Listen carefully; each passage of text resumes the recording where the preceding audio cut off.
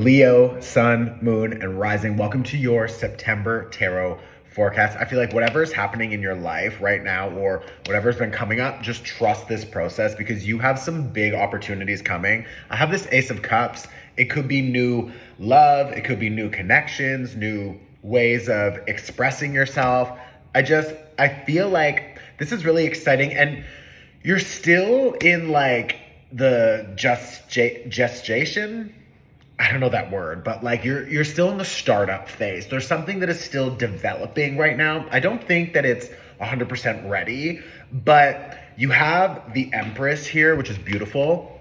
And you've got this Ace of Cups and you've got this Three of Wands. I also have this Queen of Swords. So like the overall energy here is something is brewing and you need to be ready to receive it. So how do you receive it? You need available space to accept whatever these new invitations are that are coming. Now, maybe you already know what it is. You could expect it because maybe you've been working towards something. I feel like for a lot of you, it's going to feel a little bit surprising or it will be bigger than you expected, which is beautiful.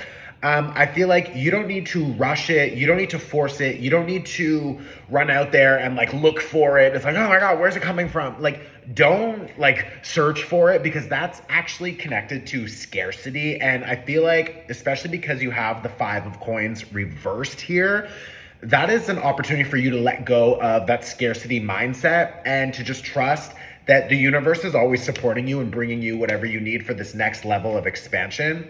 And this looks really good.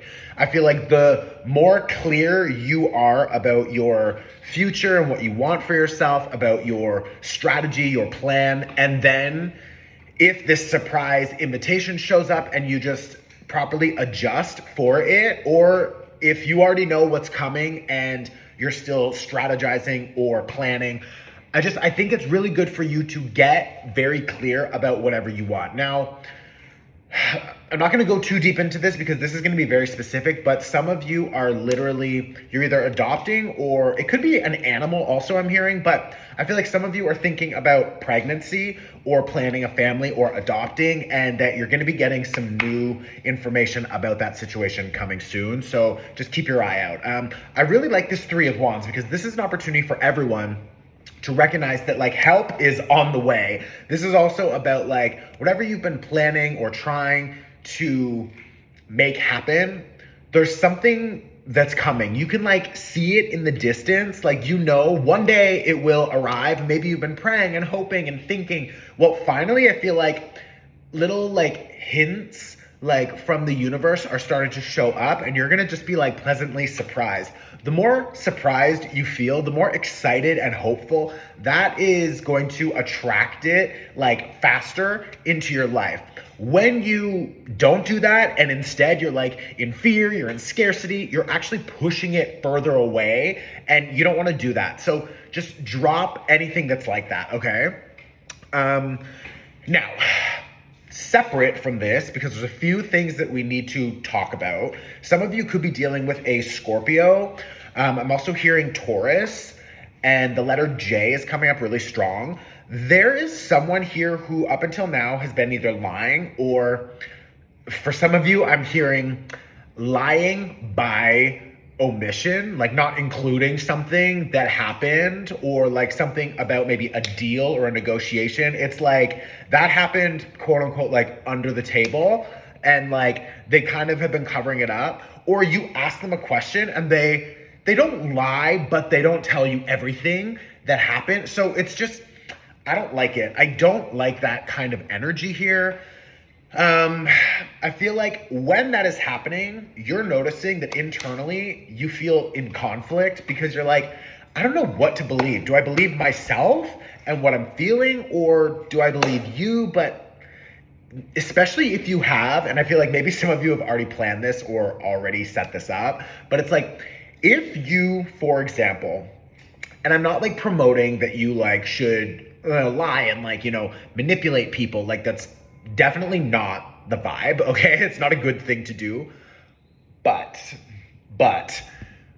if you can get information from somewhere and then you already have that information and another person doesn't know you have that information, if you get that information first and then happen to ask a question related to that information and they pretend like they don't know or they give you the wrong information, you know what I mean? Like you kind of set up that situation to see if this person is going to tell you the truth or if they're going to lie. And you clearly give them an opportunity to do something, to make a decision in that space.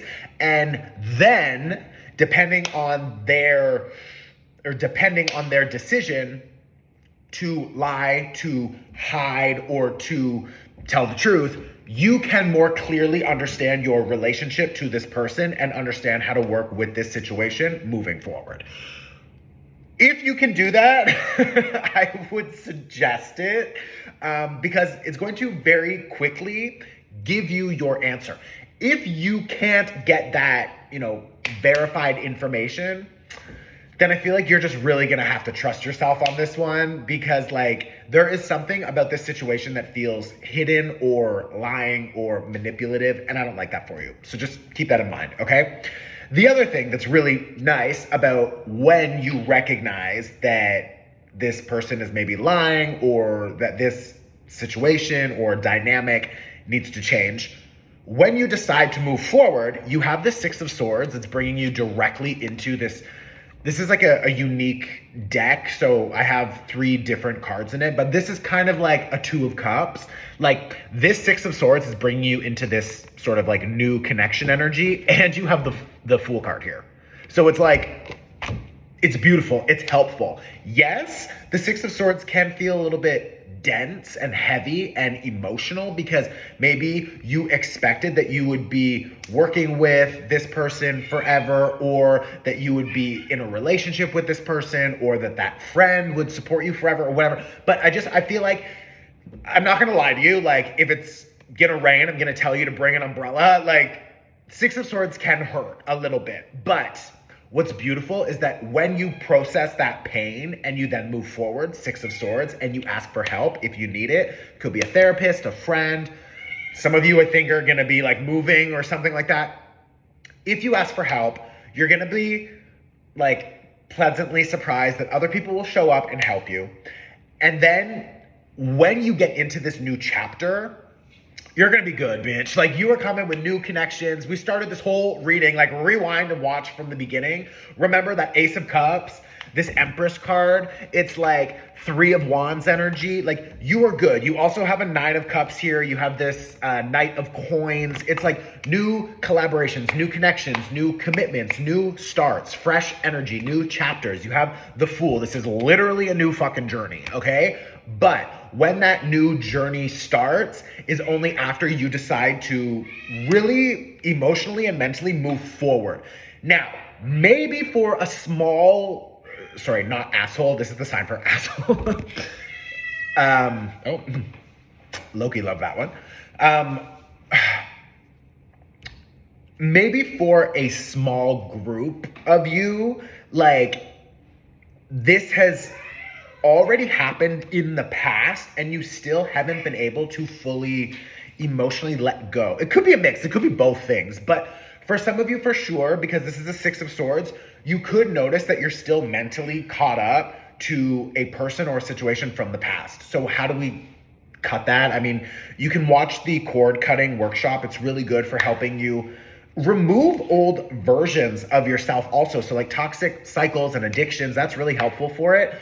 But also letting go of like your ex-lover or whatever. So maybe watch the cord cutting workshop again if you've already watched it, or download it and watch it now. But most importantly is that this is all happening around the time of the last new moon.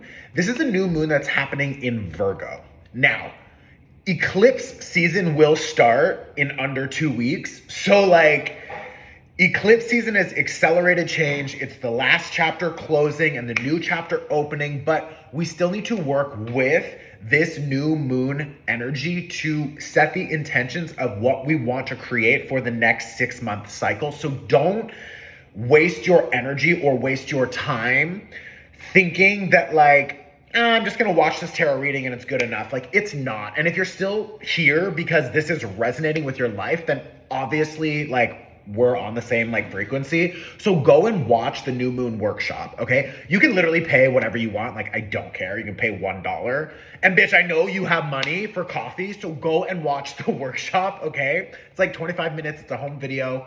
Watch it anytime, but use this energy to set the new moon intentions, because we're very soon going into eclipse season and everything is gonna shift. So use this energy to establish your intentions about what you wanna be shifting, if you know what I mean. So anyways, I love you. Let me know in the comments if this was helpful. I'll see you very soon, Leo, you royal bitch.